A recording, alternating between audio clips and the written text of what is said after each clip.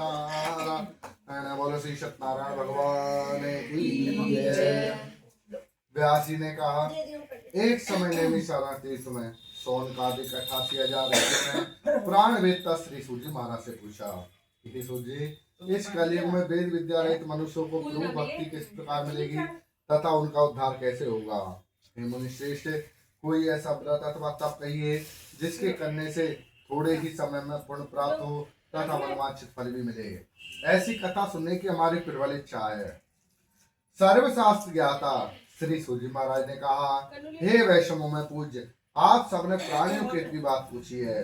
अब मैं उस श्रेष्ठ व्रत को आप लोगों से कहूंगा जिसे नारद जी ने श्री लक्ष्मी नारायण भगवान से पूछा था और श्री लक्ष्मीपति ने मुनि श्रेष्ठ नारद जी को बताया था। यह कथनीय।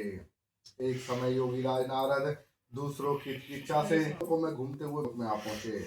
यहाँ अनेक योनियों में जन्मे प्राय सभी मनुष्यों को अपने अपने कर्मों के अनुसार अनेक दुखों से पीड़ित देखकर उन्होंने मन में विचार किया कि किस यत्न के करने से निश्चय ही प्राणियों के दुखों का नाश हो सकेगा। ऐसा मन में विचार कर श्री नारद जी विष्णु लोक गए। वहां श्वेत वर्ण और 4 भुजा वाले देवों के इस भगवान नारायण को देखा, जिनके हाथों में शंख चक्र गदा और पद्म थे, वरमाला पहने हुए थे। नारद जी देखकर स्तुति करने लगे। नारद जी ने कहा, हे भगवान, आप अत्यंत शक्ति से संपन्न हैं। मन तथा वाणी भी आपको नहीं पा सकती। आपका आदि मत अंत भी नहीं है।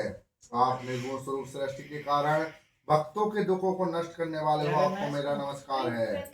नारद जी से इस प्रकार की स्तुति सुनकर श्री विष्णु भगवान बोले, हे मुनि श्रेष्ठ, आपके मन में क्या है? आपका किस काम के लिए आगमन हुआ है? निसंकोच होकर कहें। नारद मुनि ने कहा, मृत्यु लोक में सब मनुष्य जो अनेक प्रकार के अनेक योनियों में पैदा हुए हैं, अपने अपने कर्मों द्वारा अनेक प्रकार के दुखों से दुखी हो रहे हैं।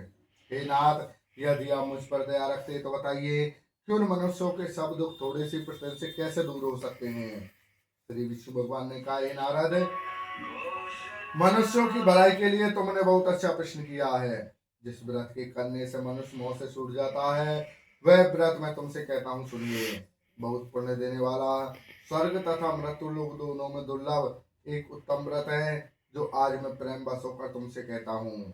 श्री सत्यनारायण भगवान का यह व्रत विधि विधान पूर्वक संपन्न करके मनुष्य इस धरती पर सुख भोग कर मरने पर मोक्ष को प्राप्त होता है। श्री विष्णु भगवान के वचन सुनकर नारद मुनि बोले कि हे भगवान, उस व्रत का फल क्या है और क्या विधान है?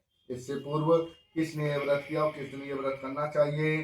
कृपया करके मुझे विस्तार से बताएं। श्री विष्णु भगवान ने कहा, हे नारद, दुख शोक आदि दूर करने वाला यह व्रत सविस्तार करने वाला है। भक्ति और श्रद्धा के साथ किसी भी दिन मनुष्य श्री सत्यनारायण भगवान की संध्या के समय ब्राह्मण और बंधु बांधवों के साथ धर्म परायण होकर पूजा करे। भक्ति भाव से नैवेद्य केले का फल से घी, शक्कर अथवा गुड़, दूध और गेहूं का आटा सवाए ले इन सबको भक्ति भाव से भगवान को अर्पण करे। बंधु बांधवों सहित ब्राह्मणों को भोजन कराए। इसके पश्चात स्वयं भोजन करे। रात्रि के नाम से कीर्तन आदि का आयोजन कर श्री सत्यनारायण भगवान का स्मरण करता हुआ समय व्यतीत करे। इस तरह जो मनुष्य व्रत करेंगे उनका मनोरथ निश्चय पूर्ण होगा। हे भक्तराज, तुमसे तो विकराल कली काल के कर्म छिपे नहीं है।